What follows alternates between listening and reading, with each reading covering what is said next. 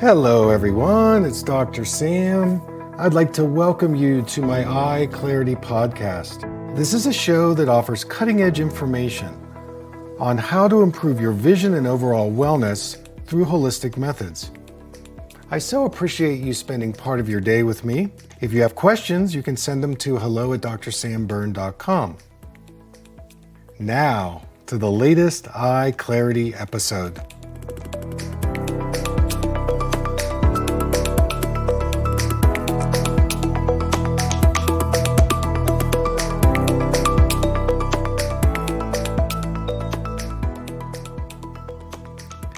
Hey everybody, it's Dr. Sam. I'd like to welcome you to another EyeClarity Podcast. Today I'm going to take a question on ocular migraines. This is a related group of conditions. Many of these can affect our eyesight and vision. Sometimes we have pain that turns into migraines. And the jury is still out on what are the causes of migraines. There's certainly a lot of discussion, but I want to go into briefly two types of migraines. One is called an ophthalmic or visual migraine, and some scientists think that there's an abnormal electrical activity that slowly spreads across certain regions of the visual cortex of our brain.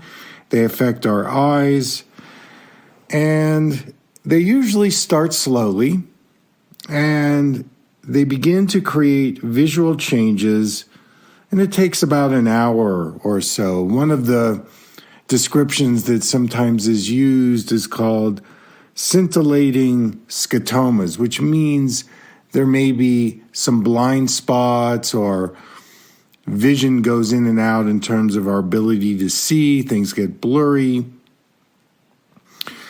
Then there are what we call retinal migraines, and these are visual symptoms that take place obviously on the back part of the eye, the retina, and this usually occurs only in one eye.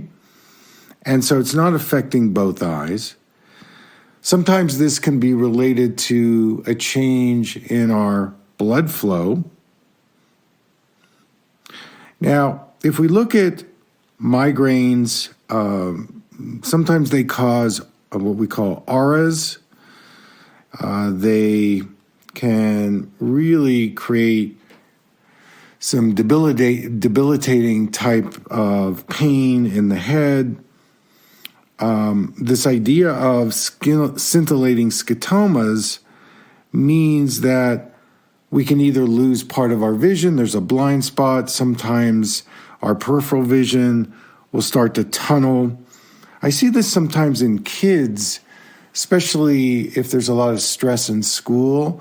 They'll come for their eye exam, and there's no real eye prescription that I find, that I measure, but their visual fields, their peripheral vision is really, really tunneled.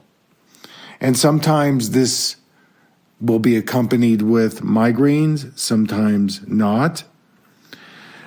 So the idea with migraines, at least from a conventional standpoint, is that if one can increase the circulation, this can sometimes reduce the pain and inflammation.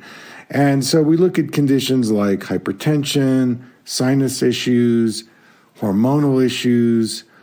Sometimes foods can trigger migraines. This can also affect us based on sinuses. Of course, there's certain drugs that can trigger migraines, such as drugs that treat epilepsy and certain antidepressants, blood pressure medications. So all of these things are factors that potentially trigger migraines. You know, when I evaluate patients, One of the things I'm really looking at is their chronic stress and anxiety levels. Are they smokers? Are they dehydrated? What's their blood sugar levels like? I've seen patients that migraines are triggered based on them coming to a higher altitude.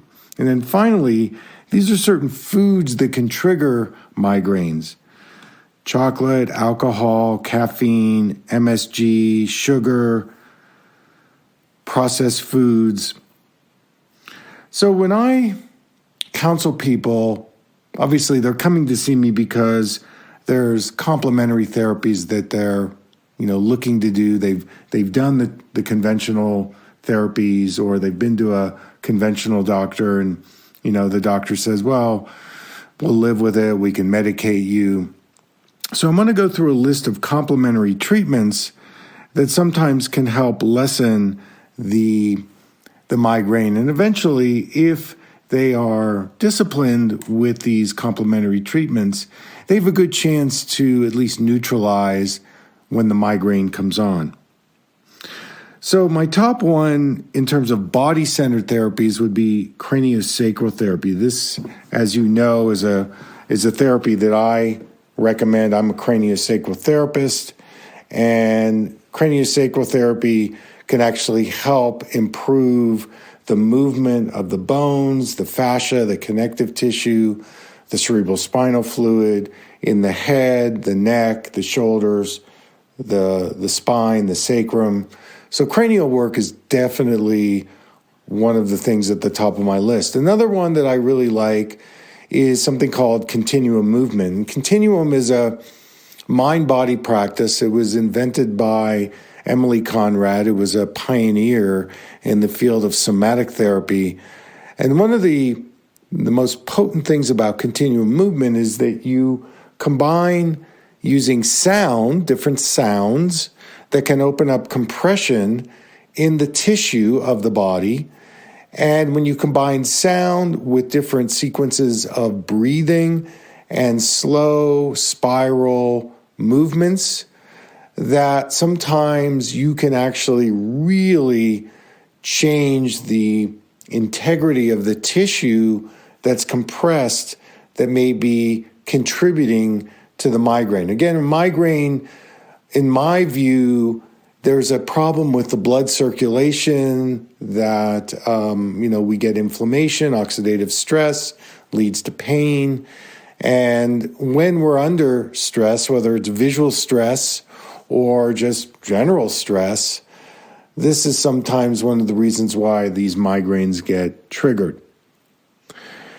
Now, in terms of nutrients, there are a lot of great nutrients that can help perhaps improve the blood flow. And I'm going to go through the evidence-based nutrients because the idea behind it is that we're trying to support what we call mitochondria function. So the mitochondria are those energy organelles in the cell that produce something called ATP, which the more energy we have in our cells, then the better the circulation, the better the detoxification pathways, the better our nutrient absorption. So here are some ingredients that have been proven that you should be taking if you are suffering chronic migraines. Coenzyme Q10, riboflavin B2, magnesium, niacin, carnitine, alpha-lipoic acid. All of these can support better mitochondria function, better circulation. Magnesium is a big one. Most people are deficient in magnesium. My recommendation as a minimum is to do about 500 milligrams a day of magnesium. This helps relax the smooth muscles within the blood vessels, therefore reducing the peripheral vascular resistance and promoting better overall circulation. I also think that the B vitamins are really important. Riboflavin, vitamin B2, I'm recommending somewhere between 100 and 400 milligrams a day. Research shows that This can actually help reduce the frequency of migraine attacks.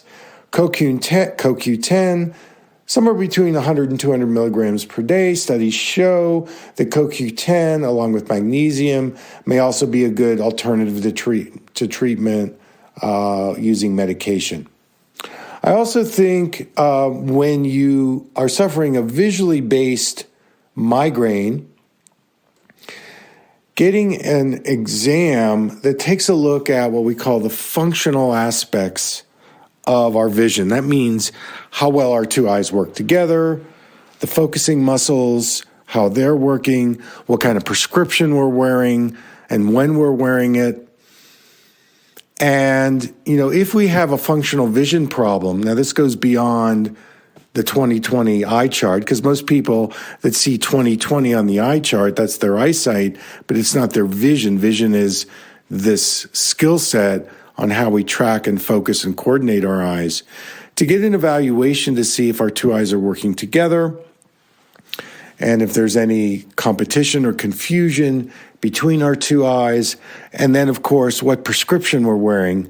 When you maximize your peripheral vision, then you're minimizing visual stress. So things like monovision, progressive lenses, those are not great optical systems to support your visual system being open and flexible and being in a soft, relaxed state. So you needed to talk to your eye doctor about the state of your vision and what optical system you may be looking through. And of course, all the screen time that we're doing, blue blockers are important, taking frequent breaks. And when you take into account the functional vision, this is a big part to what could be triggering the migraines. And finally, one of my favorite subjects is the use of aromatherapy, essential oils. I love essential oils because of their oxygenating and hydrating qualities. They tend to help reduce pain and inflammation. And the ones that I would recommend would be spike lavender. It's a special kind of lavender that acts as an analgesic. It's a natural form of kind of ibuprofen. And you can rub a few drops of frankincense around your temples or massage it on the scalp. You can even put a couple of drops in your hand and breathe it into your nose. So lavender would be one, the spike lavender. The second would be peppermint. That's another great one that you can massage on the scalp of the eyes, scalp of the head, and you can put a couple of drops on your hands, and you can, again, breathe it in through your nose. So you're getting it nasally, olfactory-wise. You're opening up the sinus, and peppermint is really great for just relaxing and opening up.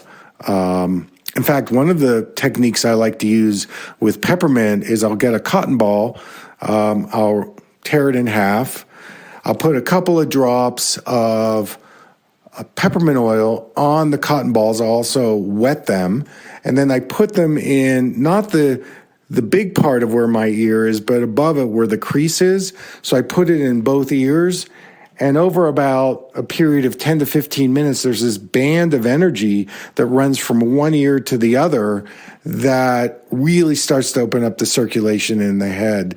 And it's one of my go-tos when somebody is suffering migraines and they're in that acute stage and they don't want to do pain medication.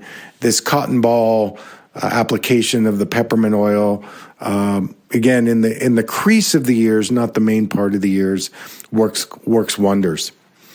So I really feel for people that go through the migraine issue, and I think that today I laid out some things that could be valuable.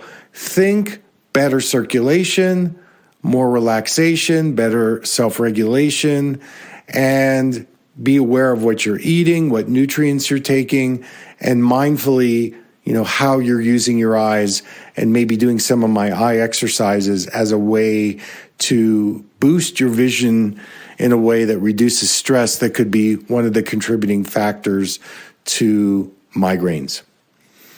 So I want to thank you for the question. A lot of people have have asked me about migraines over the years, so I hope this is helpful. Well, that's our show for today. That's my tip for today. I want to thank you for tuning in, and until next time, take good care.